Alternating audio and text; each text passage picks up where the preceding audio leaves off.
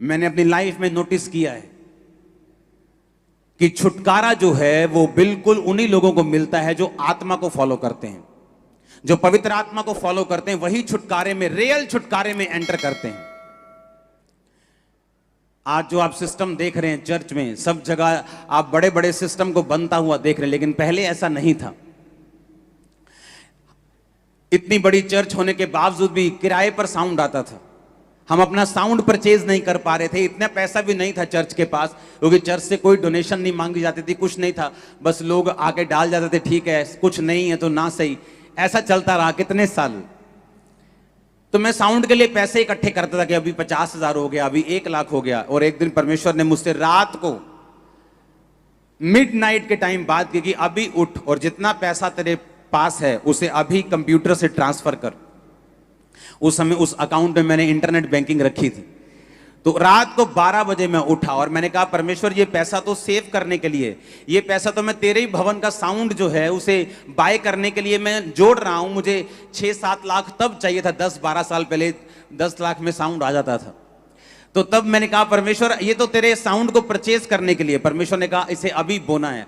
आप इमेजिन करो मेरे अकाउंट में जितना पैसा था, मैंने रात को 12 बजे अकाउंट ओपन किया, जिसके अकाउंट में डालना था उसका अकाउंट पहले से जुड़ा हुआ था मेरे साथ, मैंने उसके अकाउंट में डाला, उसको टिक किया, पैसा गया। मैंने उसको रात को मैसेज किया कि भाई साहब मैंने इतने लाख रुपये आपके अकाउंट में भेजा है। उसने कहा गॉड ब्लेस यू। मैंने कहा ठीक है जी, अब तो हो गया, गॉड ब्लेस यू, अभी तो खाता खाली हो गया।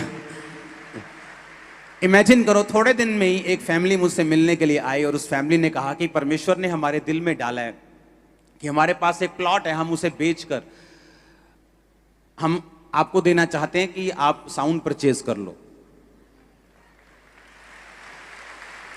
कहां मैं उसे महीनों से जोड़ रहा था और कहां एक व्यक्ति आया और उसने पूरे के पूरे साउंड का खर्चा दे दिया। वो पहला टाइम था जब चर्च ने अपना साउंड खरीदा था। वो क्या था? एक छुटकारा।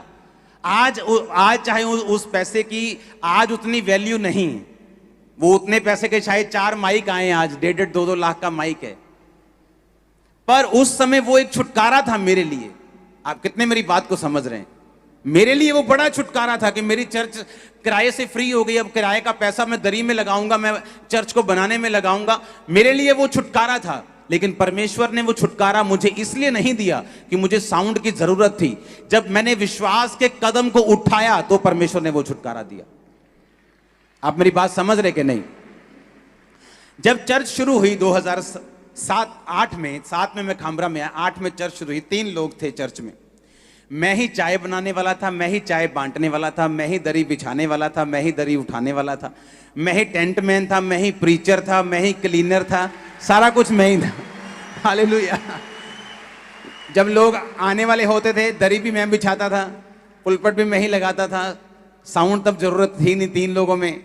सारा कुछ, चाय भी मैं एक बनाता था, बिस्किट भी मैं लेके आता था, उनको पिलाता भी मैं ही था, उनको खिलाता भी मैं ही था, उनको प्रीच भी मैं ही करता। सुनो मेरी बात, परमेश्वर की सेवा जो है वो शौक से होती है। आमीन। वो लव से होती है कि चाहे मैं 3 लोगों के सामने हूं, लेकिन मुझे यीशु मसीह से प्यार है और मैं उनको परमेश्वर के बारे में बताना चाहता हूं, उनको यीशु मसीह की लाइन पे लेके जाना चाहता हूं। तब क्या हुआ 2007 में 8 में एक 10 बाय 10 के कमरे से जब चर्च शुरू हुई तो चर्च बढ़ गई। जब 27-28 लोग हो गए, ओवरफ्लो हो गया। बल्ले भी बल्ले, 28 अगर 27 से 3 लोग ज्यादा हो गए तो ओवरफ्लो हो गया। 3 लोग बाहर बैठे जी हॉल के। आज खमरा चर्च ओवरफ्लो था, 3 लोग बाहर थे, ऐसा ओवरफ्लो था तब। सुनो, हालेलुया। तो क्या हुआ, जब मैंने बात की, मैंने सोचा कि मेरे उस कमरे के पास ऐसे 2 वेड़े हैं, एक ऐसे जाता है, एक ऐसे जाता है। तो मैंने, वो किराए पे था, मैंने मकान मालिक से कहा, मैंने कहा लोग बढ़ रहे हैं तो मुझे ये वाला आपका जो यहाँ पे मीटिंग अभी करनी पड़ेगी। उसने मना कर दिया। उसने कहा नहीं ये छत थोड़ी सी कमजोर है, पता नहीं मीटिंग होगी कि नहीं, मतलब उसने मना कर दिया। मैं सोचा, मैंने कहा मैं तो ये सोच रहा था कि यहाँ होना चाहिए, परमेश्वर मेरी हेल्प करेगा, लेकिन अब मैं क्या करूँगा। तो परमेश्वर ने इंतजाम किया है कि नीचे प्लॉट, मेरी फैमिली का प्लॉट था, वहां मीटिंग शुरू हुई। उसके बाद जब वो भर गया, उसके सामने ग्राउंड थी, फिर वहां मीटिंग शुरू हुई। जब वो ग्राउंड में हम गए तो उस ग्राउंड का जो मालिक था वो एक दिन आके बोला, यार तुम इतने कब्जा ही ना कर लियो। मैंने कहा भाई साहब हम 200 करोड़ की कोठी फ्री में छोड़ के आए, ये कब्जा करने के लिए नहीं आए हम। हाँ, लेकिन तब लोग आपको समझते नहीं जब आपके अंदर रिजल्ट नहीं होता, जब आपने कुछ दिखाया नहीं होता, तब लोग आपको समझ नहीं पाते। तब मैंने कहा ठीक है, हम ये जगह 1 महीने के अंदर अंदर छोड़ देंगे। हमने जगह फाइंड करनी शुरू की, परमेश्वर कोई रेंट पे जगह हमें दे दे, कोई रेंट पे जगह मिल जाए, बड़ा प्लॉट मिल जाए, 100 मरले 150 मरले का रेंट पे। तो कोई रेंट पे देने के लिए तैयार नहीं था। तो एक डॉक्टर साहब हैं, उन्होंने अपना प्लॉट हमें ऐसे ही दे दिया कि आप यूज करो। फिर वहां गए, फिर मुझे मालूम था कितनी देर तक कोई प्लॉट आपको कहीं तो अपनी जगह में जाना ही है, लेकिन कभी भी पैसों का इंतजाम नहीं, इतनी बड़ी चर्च होने के बावजूद भी। एक दिन जब मैं इंडिया के बाहर था, तो वहां पे मुझे जब मैं चर्च में गया, तो वहां पे रूम के पैसे लगते हैं। मान लो एक रूम के वहां पैसे थे कि मान लो कि 80,000 रुपया एक वीक का, मान लो 2.5-3 लाख रुपया मुझे उस रूम के उनको देने थे। तो जब मैं वहां उस चर्च में पहुंचा अपने स्पिरिचुअल फादर के पास, तो उन्होंने मैसेज भेजा कि आपको रूम के पैसे देने की जरूरत नहीं। तो मेरे पास वो सारे पैसे बच गए। और जब मैं 3 हफ्ते वहां पे रहा और जब मैं आने लगा, तो परमेश्वर ने, आप इमेजिन करो, ये नहीं कि पैसे बच गए, अभी फायदा हो गया वापस ले जाएंगे पैसे, नो नो नो नो। मुझे मालूम था कि परमेश्वर खास मकसद के तहत ऐसा कुछ कर रहा है। जब परमेश्वर ने कहा कि जितने डॉलर्स तेरे पास हैं वो सारे बो के जाने। आप इमेजिन करो, मेरी जेब में लाखों रुपए के डॉलर्स थे। और जब मैं वहां फ्लाइट में लागोस से न्यू दिल्ली के लिए चढ़ा हूं, मेरी जेब में $1 भी नहीं था, सिंगल डॉलर। सारे डॉलर्स मैंने बो दिए। सुनो मेरी बात। अब मुझे कितने साल से हम ट्राई कर रहे थे, 2008 की मिनिस्ट्री चल रही थी, 8 निकल गया, 9 निकल गया, 10 निकल गया, 11 निकल गया, 12 में प्रवेश करने वाले थे, अभी तक चर्च के पास जगह नहीं थी।